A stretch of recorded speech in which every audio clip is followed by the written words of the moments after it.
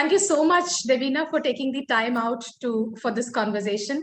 I'll start with the last question first, because I usually reserve this question for the last, and by the time the conversation is towards the end, I run out of time and miss this question. So what is the most sexist remark that you have ever been subject to? Oh, actually, I can't think of very explicitly sexist remarks directed at me, because I was always kind of militant feminist from the age I was 10.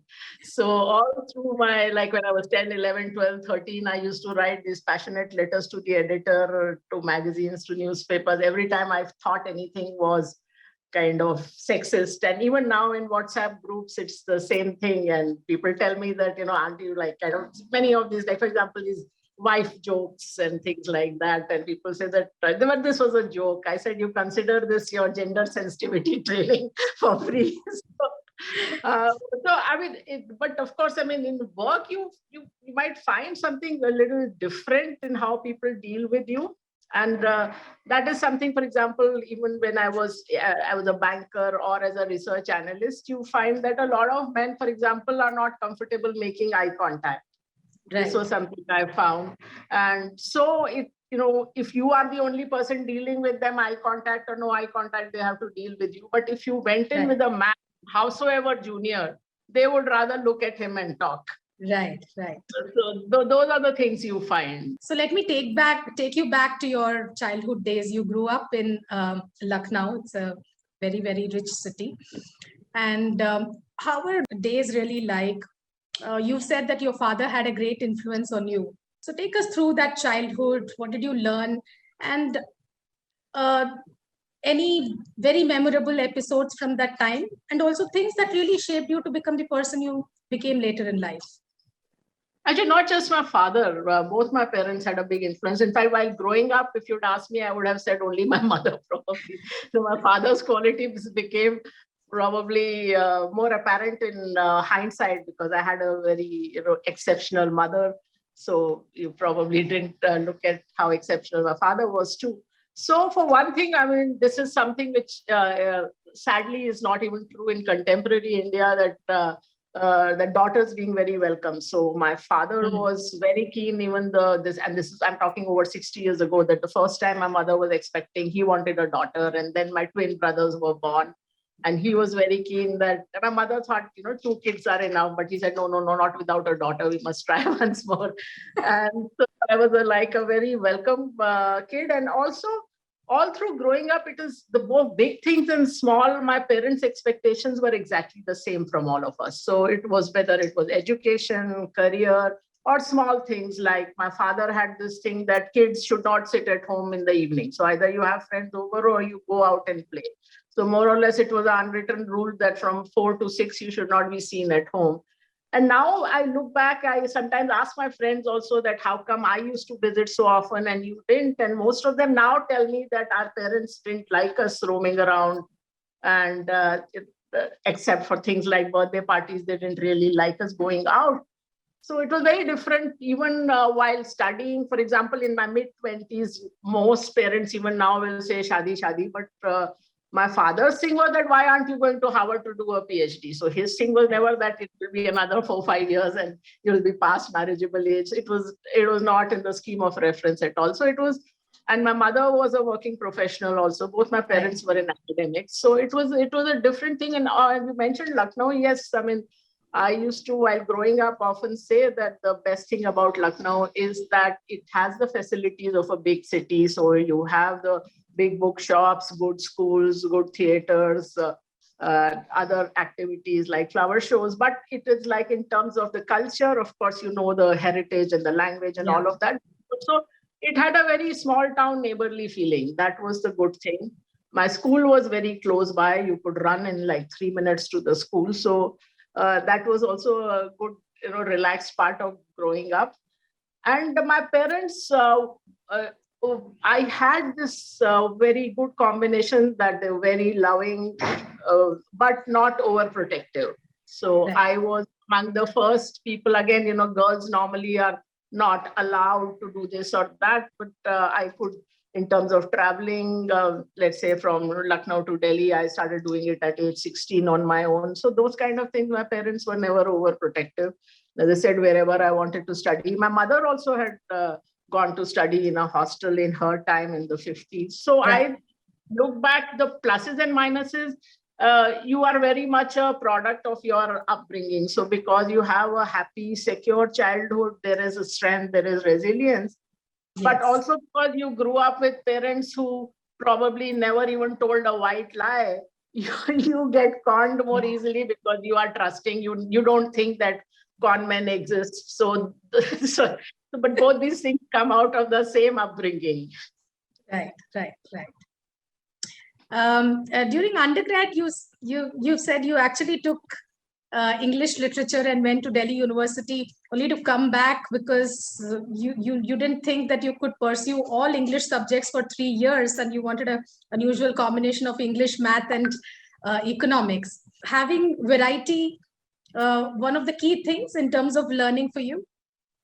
Yeah, it was actually, I came back and did math, statistics, and English, not even economics. So math, stats, and economics was the usual combination. I was the only person in the university to do math, statistics, and English. So which was, I said, why give up math so early? And I hadn't realized that the Delhi University system actually was studying only one subject. And they said, if I do a postgrad, which was, the initial plan, I'd be studying one subject for 5 years. So learning has always been a key thing for me. If I look at my life, that has been the central theme of something that's most fun, that gives me the most satisfaction. Even as of now, I often say that in this business, the input and output is money, but for me, the thrill is in the learning. So I like learning, but I like learning a variety of things. So which is why I never did a PhD, because I knew, a particular problem in that much depth would not interest me. And which is why I enjoyed IIM, for example, because when I went to IIM, I hadn't a clue, not just about finance or accounting, but even economics. I didn't know what a share was. I never seen any kind of accounts, because Lucknow those days, and I don't know whether now still, was not at all a business city. And I had absolutely no exposure to business. So all the variety of subjects in the MBA, that was of great interest to me. So learning has been the theme. And oftentimes, also I realized that you can learn almost anything from first principle. At various points in time, I've gone in depth into law, into some aspects of medicine. So other than very arcane stuff, if you learn from first principles, you can learn anything. And in the business itself, I've learned a lot of things, in starting from all these learning about industries, which was the thrill, to then going global. And then, of course, of late, understanding how artificial intelligence and machine learning can be used to refine the investment process. So very few careers where 35 years on, you can still be learning. But I don't just read about investments and businesses and all that. That is there, but I read a whole lot of other stuff also.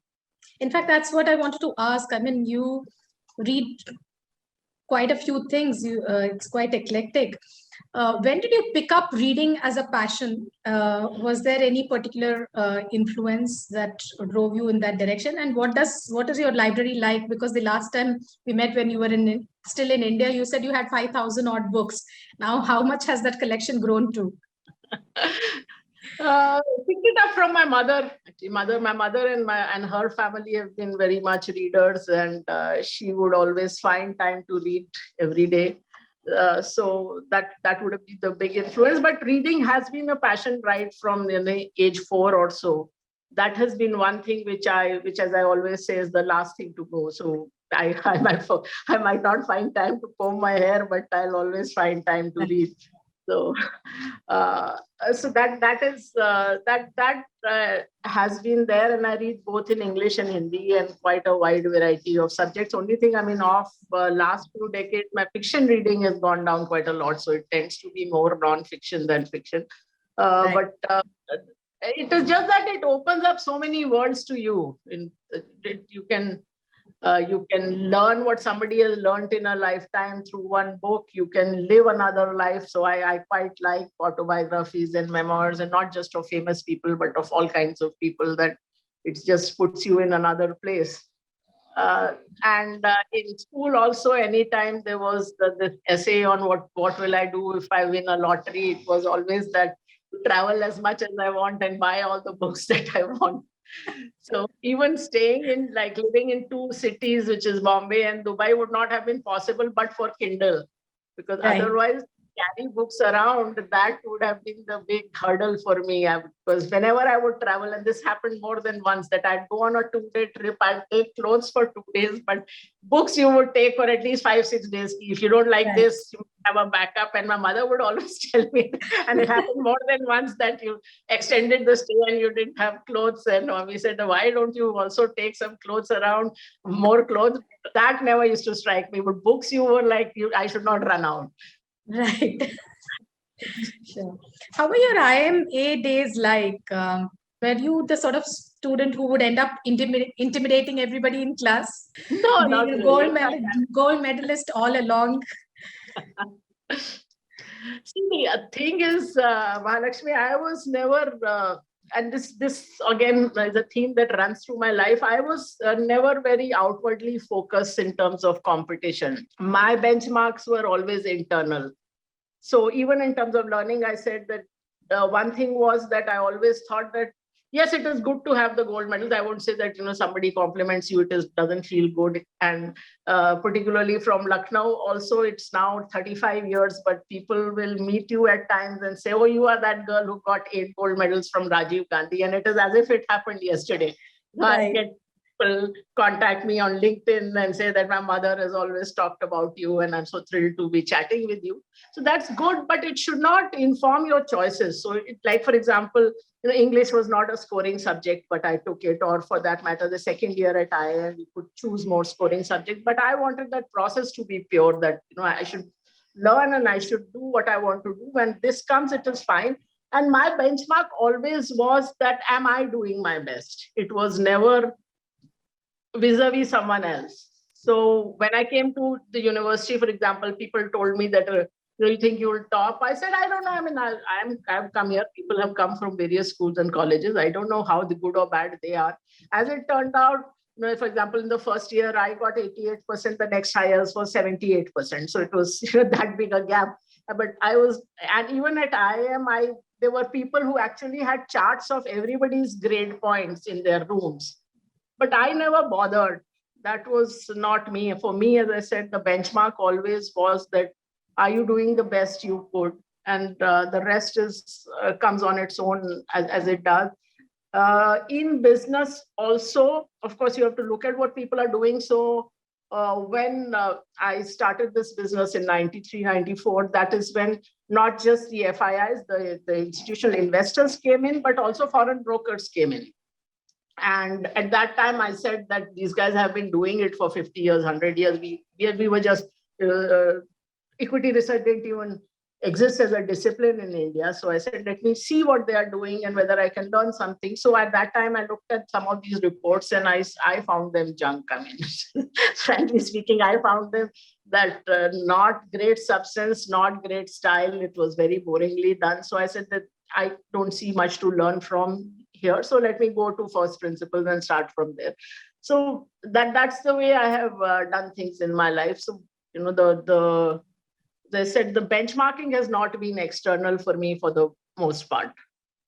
Sure. Let me pull you back to the personal side. You met Shankar in City. How did you figure out that he was the right person for you at that time? Well, actually, the time that he was in City, we knew each other. We were in the same department, but we were not great friends even. I mean, of course, I knew him reasonably well. We even worked on a couple of projects together. And I always thought not my type. And so I always say that it is like just that we went to this offsite to Udaipur just when he was leaving Citibank, just practically in his last few days, and to the Lake Palace. And if he had not gone there, maybe nothing would have happened. because nothing had happened for like 1.5 years. So that was how it started. And you initiated or he initiated? He initiated. He sang to me for 2 days, sitting in that Lake Palace Jharokas. So is that what melted you? Yes, I mean, though even at that time, I didn't think it would become anything very serious, but that's where it started. Sure. Devina, you were brought up as a very, independent person, a lot of freedom and all of that. Did you have any anxieties about, about how married life would be? How would you negotiate when, I'm sure you would have been fairly particular about what kind of expectation you had from a spouse at that point before you committed to a marriage. What was that conversation like? I had a long list of conditions.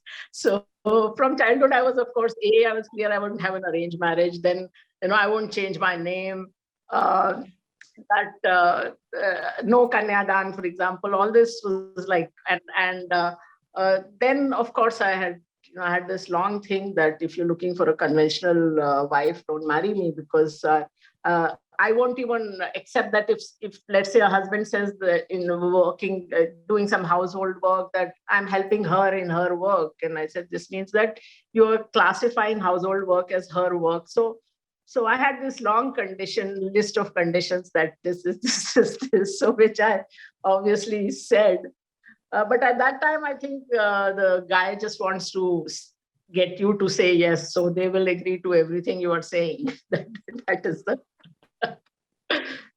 truth of the matter. Shankar used to say that I wanted to close the deal. So whatever it took. It was a very important decision that you and Shankar took when you decided to apply for BSc membership. You said you identified this as an opportunity because the card was otherwise valued at 2 crores, was available at 55 lakhs. Right. Was that really the clincher, or was there anything, or did you have a grand plan in terms of what you could do in terms of equity research, or the fact that you really loved research itself? What was it? So the equity research did not exist as a profession at that time. When I was in city, and I was, in fact, at times not happy with what I was doing, and I was exploring all sorts of things. All sorts meaning I even went and met the Prince of Wales Museum director to find out, what other kind of things I could do, because I was not very happy, especially in my first phase as a banker, which of course helped me later on for the BSc card. That's another matter. But when I was in investment banking, which was then called merchant banking, so I thought I learned something for the first couple of years, but beyond that, I was, there was not that much to learn. Because that profession itself was very constrained then in terms of you didn't even have free pricing of issues, etc. Last 2 years in Citi I enjoyed, which was being a credit analyst. So that was really the beginning of understanding industries and companies. And this BSc card, of course, they had this thing for professionals, and I applied, even though people told me not to apply, because this BSc was, at that time, NSE didn't exist, and BSc was very much a broker's club, and I was a total outsider, not a Gujarati, not a Marwadi, let alone, being knowing any there. I actually left Citi even before I formally got the card, few months before that. And that was the trigger, was the Dr. Manmohan Singh's 1993 budget, when he opened the market to foreign institutional investors. And that is when I thought, now professional research will become important. Now there will be a market for professional research.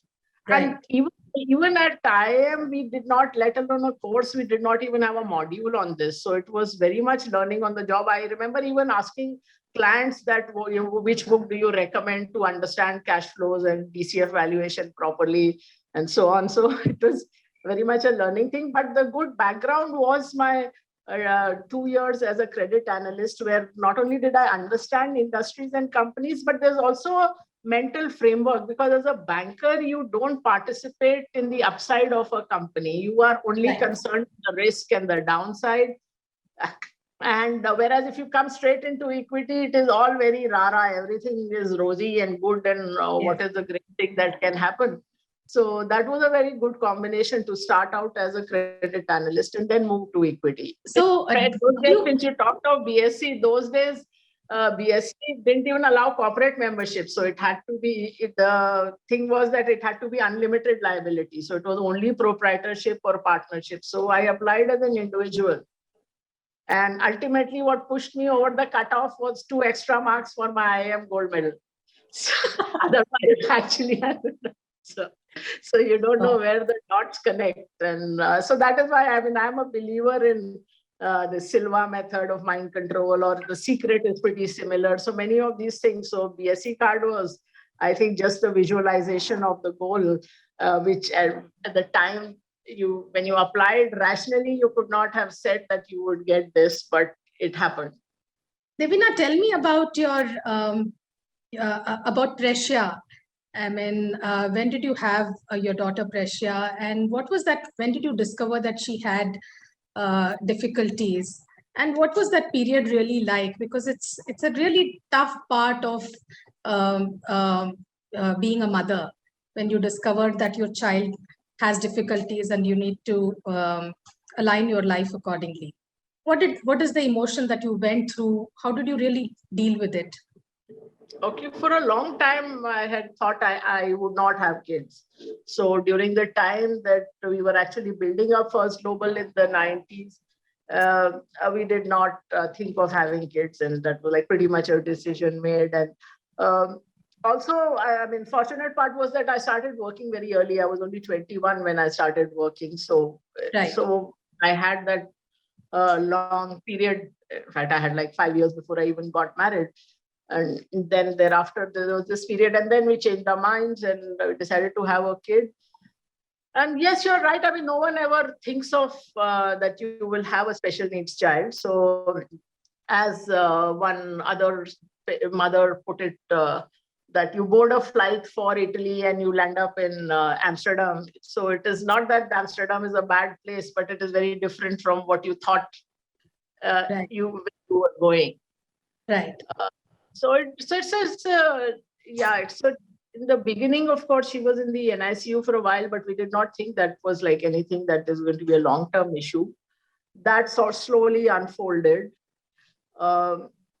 So it's been a totally different journey, and in terms of therapies, I have spent long time in all kinds of places, from Haridwar to a hill town close to Lvov in Ukraine, which is in the news now, to pretty remote places in the US. So town of 4,000 people in remote California, 5 hours from the nearest airport, or upstate New York or China, all kinds of places, or all kinds of therapies. So a lot of medical tourism. Some of those things worked, some did not. And I chose to be very hands-on. So for a long time, I did not even have help for her. So it was me and my mother who were looking after her. And she's been a delightful daughter. I mean, I don't like to define her in terms of what she can't do. And many times, even in therapy camps kind of thing, when she's a cheerful, very loving, very smart. She likes maths and all kinds of things like that. And always the smile, very determined in her exercises, therapy. So she's been quite in many ways the best daughter one can hope for.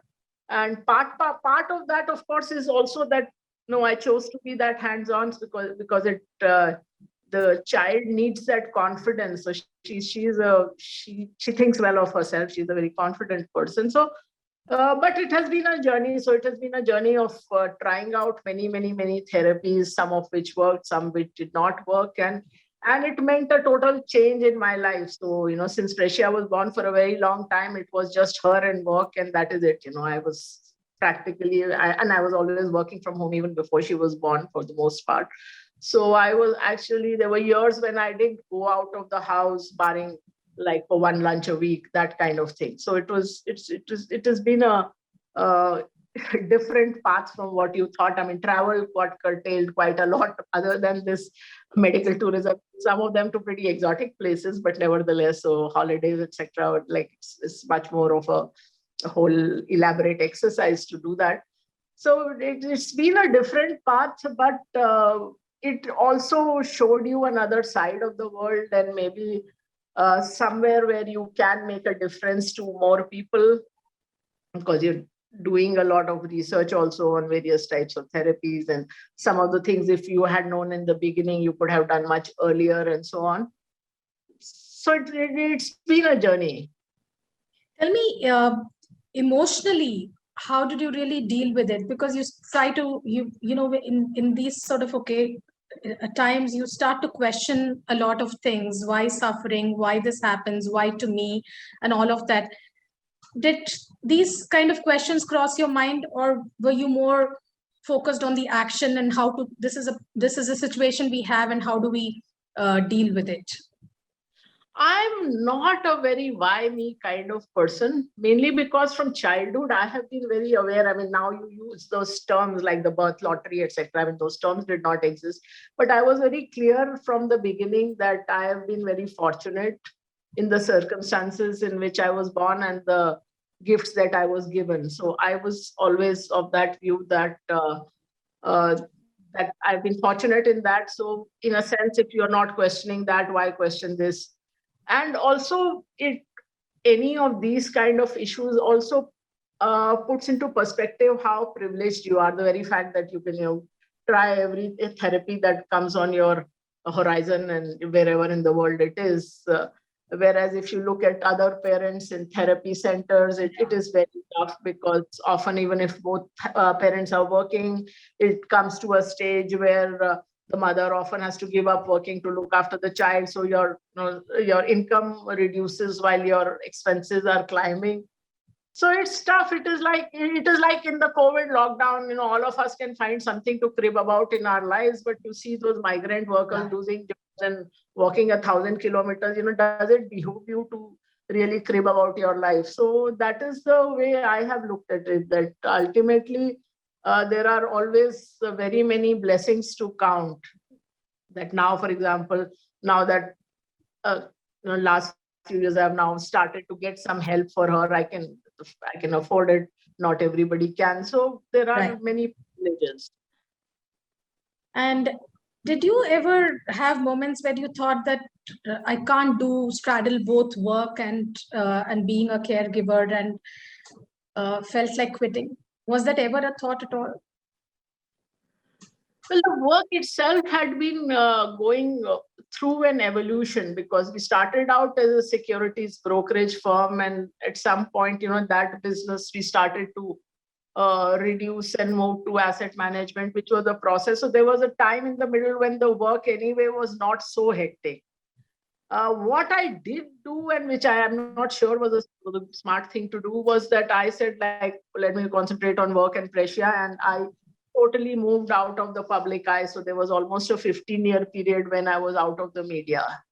Right. And that probably was, and of course, I mean, as I said, I was not going out of the house, so I cut out a lot of other things in my life. Even in a place like Dubai, I would go to a mall maybe, first time in a year or something, and be dazzled, and because I'd not been to anything for a long time.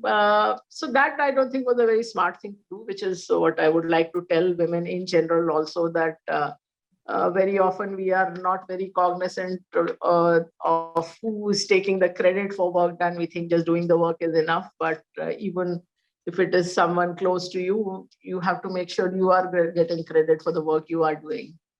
Sure. Tell me about, you at First Global, the way you built the whole firm was very different from how research was approached at that time. Even now, I mean, your reports are very differentiated in terms of how you deal with, how you put out your research and content. Second, the fact that you went into US markets, like you said, when you were trying to look for other markets to cover apart from India. You didn't do those adjacent markets and took a deep dive into the largest market, where obviously there was so much more competition. What gave you the confidence to do that? Okay, as I said, I am a believer in first principles learning, and believing that if you can do that, and this is of course your own field, but even otherwise, So as I said, 93, 94, once I started, I first looked at what people were doing elsewhere in the world, and I was not impressed. And of course, 90s was India, but towards the end of the 90s, there were actually two reasons why we thought of going global. First, of course, was that I was bored of doing the same old companies. Ki kab tak wahi BPCL, HPCL, Infosys, Bajaj Auto karte rahenge.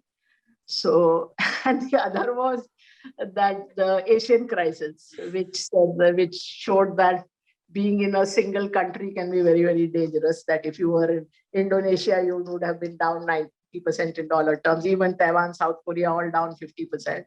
So those were the two things. And remember, now it's a very different world. Then there were none of these KPOs, etc. Nobody thought at all that this could be done. And we started into our clients, and these were large clients. So this is like, fund managers, and not just people looking after India, but their bosses and bosses would become friends. And they said, we're looking at doing this. And they all said what you said, that go to the adjacent markets, and maybe, the emerging market fund manager can give you some more business there. I said, what's the fun in that? And what's the point in adding, Thailand or something like that?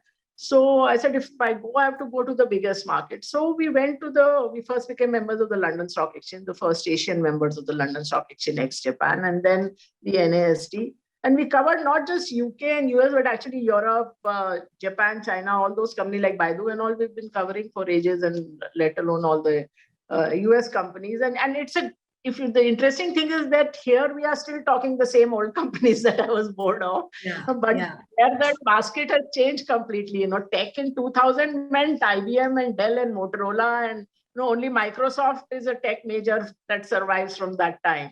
Right. And still a major. Everybody else has become minor. So and the companies were much more complex. But I said, if I know how to do this, I'll be able to do it. And then the other thing was that you find that people don't go into the depth of anything. So, for example, much before all this thing about pension accounting became mainstream, we had done this analysis of IBM. Simple thing that in their pension accounts, what is it that they're assuming that their return would be, and what is the actual return? And there was a big gap. And we said, this is like, at some point, they will have to take a hit on this. Enron and WorldCom, the two big scams of that time, both of them we caught. WorldCom, we actually did a report saying that we are discontinuing coverage because we can't add up the numbers. Even after talking to the company, the cash flows and capex don't match, which is where the scam was. So, and even macroeconomics, when we started covering global macro, and I remember one of our first reports on UK macro was saying that how Bank of England's GDP estimates are off and won't be met. And I did not even have a person with an economics degree on my roll. So it was a regular engineer MBAs, and they said, like, madam, how do we do this? I said, you just drill down and project every single number, and you are going to be closer than everybody else. The same way that you do for companies. I mean, the more you drill down, if you look at even macro indices, etc., people just look at the reported number, that like sentiment index in the US, that this has gone from this to this. But if you actually go into how that index is, what the questions are, how it is marked, because some are like positive minus negative responses. So like those kind of things, but then you stay ahead. And it was really a revelation for us, for me particularly, because unlike India, you did not know the media or the journalists, etc. So you were only putting out your work, nothing else. Just an anonymous mail in going to publications. And in no time, everything that what we were doing was picked up. And just this morning, I was talking to an analyst of mine, and he was showing me this oil versus dollar graph. And I said, do you know that we were the first ones to actually point this out, that back in 2003, oil is going up. And I said, this is not the oil going up, this is the dollar going down. And this was front page Wall Street Journal, that this is a new way of looking at things that First Global has come up with a comment from Clinton's economic advisor and so on. So it was fun because those companies are more complex, those economies are more complex. And it also showed that you could do it, that it was not so, wasn't as if it was not doable. Sure. Tell me some of your learnings from the Tehelka episode. That was a pretty difficult experience again for you, that whole patch. Take us through that whole episode and what did you learn from it in the end? I wouldn't want to take you through that episode. Not something I want to talk about because it was, I mean, it was, of course, totally unexpected. It was like you were sitting there and a tsunami hit you, and there was outrage and anger from within that. That after being one of India's top taxpayers, I mean, we were right up there. I had paid that year. I had paid more tax than all the Bollywood Khans and all that. Then you to be in this situation, of course, we came out of it.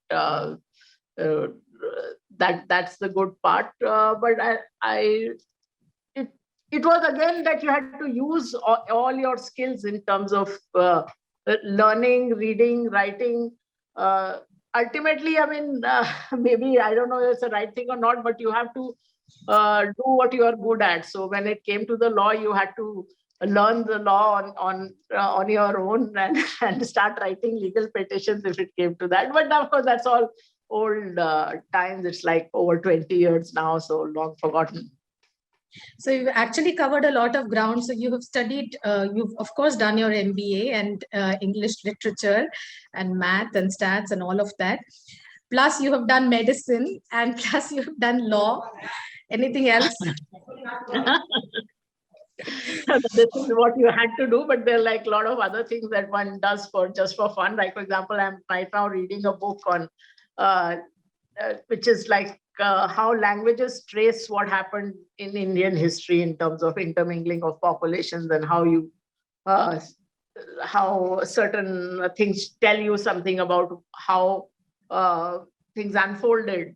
So, for example, like this Tata Dadana that you see, this is one of the interesting things in that book is that this is something that is there in all Indian languages, from Afghanistan to Bangladesh, barring a couple of Northeastern languages, and which is not there elsewhere in any of the Indo-European languages. So it's pretty much what defines that you've come from the subcontinent, and which has probably seeped in from the Dravidian languages because it was not there in original Sanskrit. So it's like a lot of interesting tidbits like that. So I read all kinds of stuff. So that's like, of course, you now have to probably read a little more about geopolitics than you did earlier. Tell me, what were your biggest learnings from the Tehelka episode?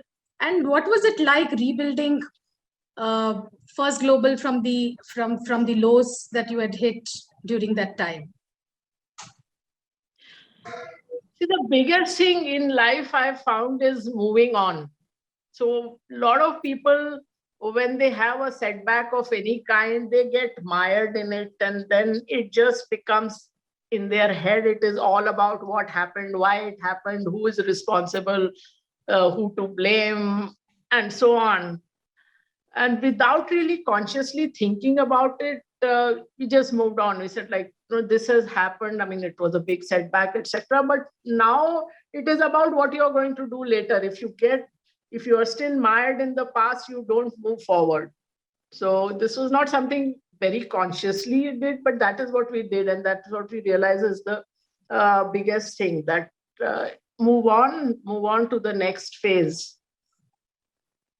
And which is what we did. So it was rebuilding what we had and then moving into asset management, and then within asset management to very cutting edge asset management of AI, ML, etc., and not going beyond what one was comfortable doing and enjoyed doing. I mean, I really enjoyed that dust and grime of the equity research in the 90s, that going to all the outskirts of NCR and Chennai and Hyderabad, and even beyond, going to see ACC's plant in the middle of nowhere in Andhra, or Hindalco's aluminum plant, or Tisco's steel plant, or Special Steels, Tarapur, all kinds of plants I saw. So that was enjoyable for me. And given a choice, I would say that that's the fun part. But you don't stick to what is the fun part. You have to move on to how you should be doing things now. Where if the playing field has changed, you have to change.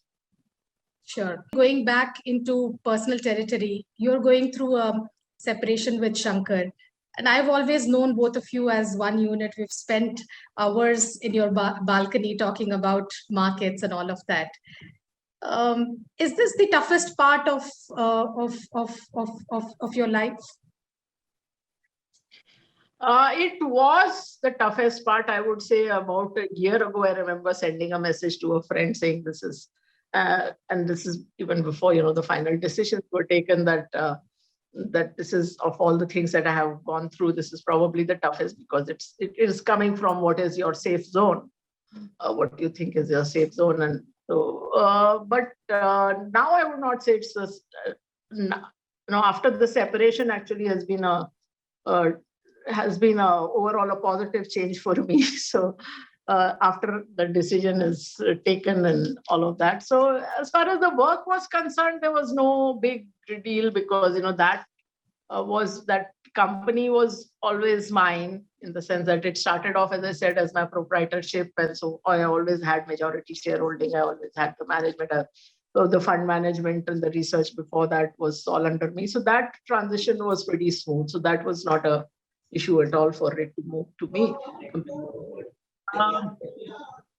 Personally, I would not like to go into the details of it, because that's still in process. So, but I would like to leave just a few general principles, which is not necessarily out of my personal experience, but overall, since this has happened, I've also talked to other women and all that.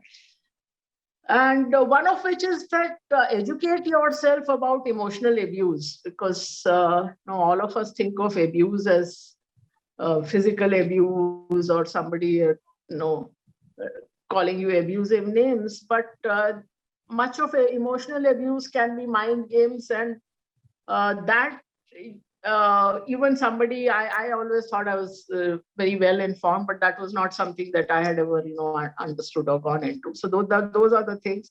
Then also sometimes being too trusting, too non-judgmental, or this so-called unconditional love, all these can be traps. So your unconditional love should be for your kids, not for everybody else. Then what else? So, and just as in markets, you have to cut your losses, and you can't cry over sunk costs. So I always say, like, this is something that someone a little older and very close to me once, many years ago, I remember his wife had lost a lot of money in the markets, and he told me that, you see, now that loss is there. Now if I create, if I fight with her and all that, I'm only compounding my losses by also hurting the peace in my home and in my own mind and all that. That's not going to help recover the losses. It's only compounding the losses. So it is the same thing that don't cry over sunk costs, whether it is money, whether it is time, even if it is like a lot of money or decades of your life. You have to move on. So that is the important thing. Many times, I mean, people just keep dithering and unable to take a decision, or unable to put it behind them, even if they have taken a decision. So just as what we were talking about, the Tehelka episode, you have to move on, and you have to count your blessings, because all of us are very privileged. The very fact that we are watching this on maybe a smartphone or something shows how privileged we are. So never forget that people are there are a whole lot of people who are very much worse off than you in many ways. So always count your blessings, count your privilege. And I have been very, very fortunate in terms of the love and support I have got from family and friends. So not everybody. That's what I was about to ask. From last year, when you were probably at your lowest ebb, to now, what helped you traverse this whole? What made you come this far? Is it self-confidence? Is it the drive to put it behind and show that one can be stronger? Or is it a combination of a whole bunch of things? The family support, the faith that your friends and family pose in you. What is it that really gave you the strength? I think some of it is innate in the sense maybe it comes from which is something within you or from your childhood. So it is like I am a naturally positive, optimistic person. I am a fairly resilient person. And ultimately, once as I was telling someone that I'm probably a little more like my father than I thought I was. He had this always this thing that I am a Pathan, and once I've decided to do something, I can do it. So, so if I look back, I did not think of it while I was going through it. But if I look back, yes, I mean, I had that same mindset. Once I have taken a decision, I can see it through. Sure. And but the positive surprise for me was the extent of love and support I have got from friends, even acquaintances. I wouldn't even just say friends. It's like that, as I was telling someone, that the adversity didn't make me cry, but sometimes it's just the overwhelming love and support makes me emotional. So I have been very, very fortunate in that whole lot of people have stood by me and who are still standing by me, and that has been a huge, huge, huge help. That no doubt about it. Sure. Devina, how strongly do you associate with this cause of gender equity and women? Oh, very much. As I told you, that has been like, and I used to be very militant about it, even through my teenage, and even till now, that is something that, like, my radar is always up to catch things on that. And an unfortunate part, of course, is that in India, still the female labor participation rate is first of all so low, and then it is falling. So you are really the bottom of the barrel. I mean, right now you are below even Pakistan, let alone Bangladesh and Sri Lanka. So other than a couple of Arab countries, you are actually at the rock bottom. And I always say that the issue is not so much workplace discrimination, but what is expected of women in society, in family. So it's coming more out of non-workplace issues rather than workplace issues. Correct. Which is why you see so many women dropping out of working life, because it just becomes too much of a burden to manage everything because it is all on their head. So that and not just physical labor, it may be that people will say, okay, but you have staff to cook for you, but the woman is expected to manage the staff, to look after the child schedule, to manage even the in-laws medication. I have asked this question often in my IIM group, that can any of you say that your parents, to the guys, that your parents' dietary preferences and medicines better than your wife, whether your wife is working outside the home or not? And not one person has ever said yes, let alone know about her parents, so that you leave, but even your own parents. So it is all that. So over time, whether the children need you or parents-in-law need you, that it is the woman's career that takes a backseat, unfortunately. I mean, the problem is there through the world, but it is much more in India. If you look at US also, the statistics show that household work is kind of equally divided till the kids come along, and then it's again skewed. Correct.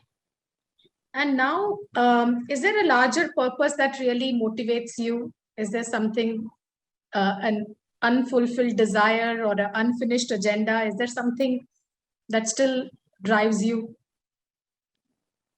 Apart from the fact that, of course, you would like to grow First Global to even greater height, but that apart. Yeah, so the thing is that First Global itself has been reinvented, both on the asset management side and the fact that now we are more AI ML driven, and so that's been exciting, and that process is still evolving. So there's still an exciting path ahead. Overall, of course, at some point you would also want to do something which is for the larger society. That is also there somewhere on the agenda. So right now, you're not doing anything much more than maybe contributing money to a few causes, but maybe at some stage you would like to do more than that. Sure. And what is your advice to young, ambitious women? That put your aspirations as being as important as anyone else's. So, as women, don't let it be that you drift along, that you put other people's happiness, other people's ambitions ahead of yours. So, make that a priority. Don't let kind of life drift you away in a direction different from where you wanted to be. And as I sometimes say, that an important benchmark is that what would a teenage you think of yourself, that are you going the path that you had set out for yourself? So do that benchmarking, which of course means that things may not be so easy. There'll be many things to negotiate along the way with many people in your life. But that's a worthwhile exercise to do. Since you are a big fan of Sahir Ludhianvi, can you narrate a few lines that you really closely associate with? Oh, I'm a fan not just of Sahir. I'm overall. Okay, Ghalib, Faiz, whoever. One thing which is, we all talk about what you did and what is the secret of success, but ultimately there is always, in every success, there is an element of whatever you call luck, destiny, God. And I think that song of his, Waqt ke din aur raat, Waqt ki har shay gulam, shay meaning everything, that ultimately Waqt hai, कांटों की says, वक्त है फूलों का ताज. I think the other way around, फूलों की says, वक्त है कांटों का ताज. That आदमी को चाहिए वक्त से डर कर रहे. So even the Tehelka episode, that was a thing that, life was as good as it could be, and suddenly it was all upturned. So yeah, absolutely. It was wonderful talking to you, Devina. Thank you so much for your time, and more power to your elbow. Thanks, Mahalakshmi. Great speaking with you as always. Thank you so much.